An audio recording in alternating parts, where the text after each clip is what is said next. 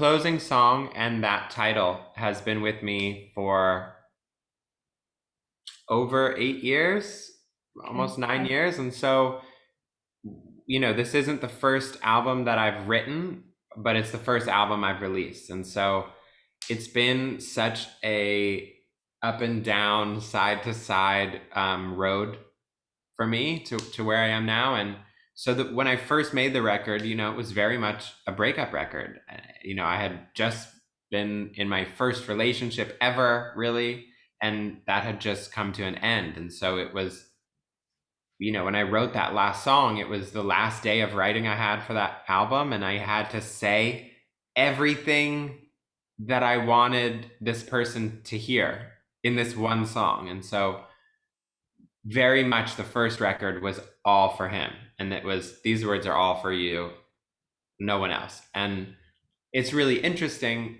kind of carrying that song. That's the only song from that original record that's on this record that just came out. And so it's taken on such new meaning for me. I think, I've been through several relationships since then, and now I'm very much in love and in a much kind of brighter place than I was then. And so in some ways it's for this person now. In some ways I think it's for me. And in some ways I think it's for whoever's hitting play and listening to it. I think it's really taken on such a much more open meaning to me than I even expected.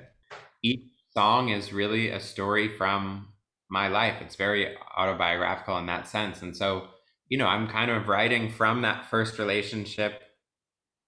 You Don't Pick Up the Phone was from that first relationship. Love is Not a Simple Thing to Lose. And then carrying on through, it's like almost little snapshots from my past, again, like 8, 9, 10 years. And so I try to just write things that are true in hopes that when someone hears that, they feel that that's true for them. You can kind of relate the kind of measure that I set up on the first day of going in with Stint was goosebumps. If a song doesn't give us goosebumps, it's not right for this album. So I tend to think that the more detail you put into a song, almost the more it's open to interpretation, which seems backwards. But whenever I hear something that's too broad, like, and again, I don't mean this in a negative way against anyone, but like if you write a song that's just like, I miss you, and I miss when you're here, and like sometimes I'm like, well, what do you miss? Like, what's the exact thing that you miss? You know what I mean? Like, what do you miss? Their scent? Like, what scent? What does it smell like? Or because I kind of get into those things where I you could write a whole song about how someone leaves and the pillow still smells like them.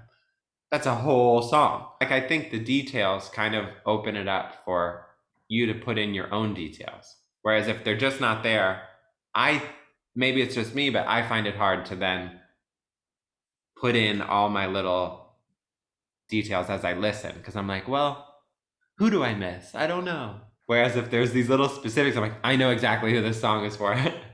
um, I think for me, it's if there's one word, it's emotion or feelings. That to me dictates everything, and it dictates the lyric.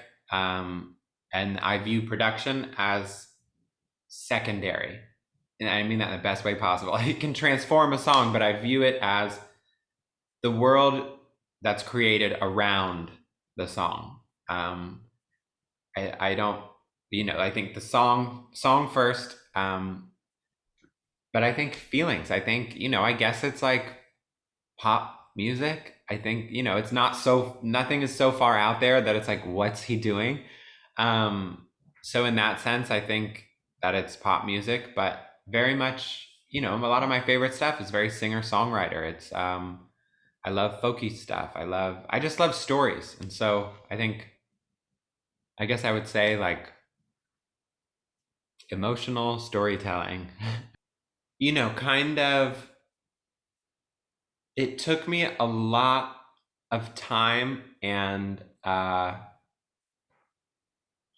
been through two big, fancy, major label deals, record deals, like, change your life kind of record deals. And I feel so grateful and so lucky to have had these opportunities. I mean, I moved out here maybe within 4 years. I signed to Universal Island Def Jam, and I had a song called 10 Feet Tall, and I'm traveling all over the world and playing these humongous shows. Like, I went from playing in front of 10 people, at the bar down the street, to playing in front of, 100,000 people at, what was it?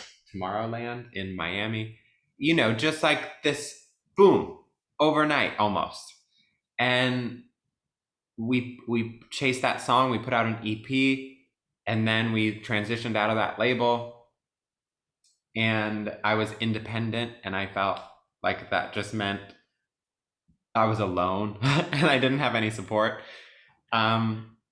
And then we got with Epic Records and we put out a song called 11 Blocks, and a really similar thing happened. It went on the radio, and it's an incredible thing. And I had so many opportunities off that, and chances to collaborate with, whether it be other artists or DJs. That around that same time, I put out a song with Marshmello called Ritual that was doing really well. And so we were like, we need to put out music. So we put out an EP.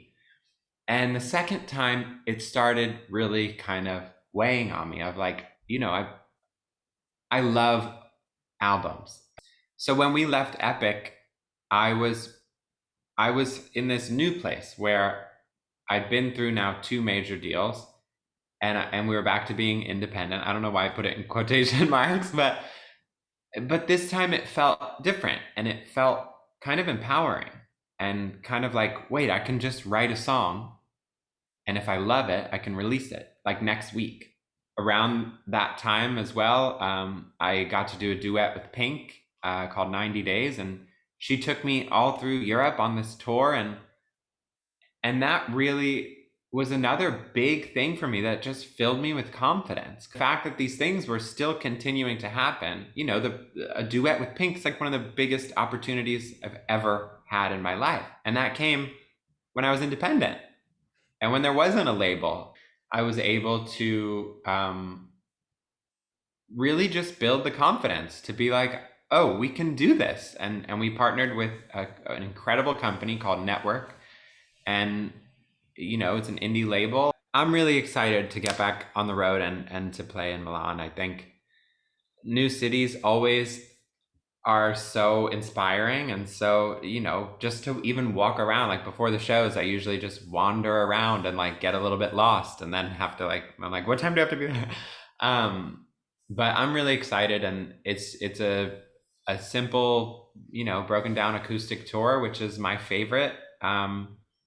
And my shows are, we often kind of pitch it as like an evening together. Like there's no pretense. There's no, I don't play a cool character on stage.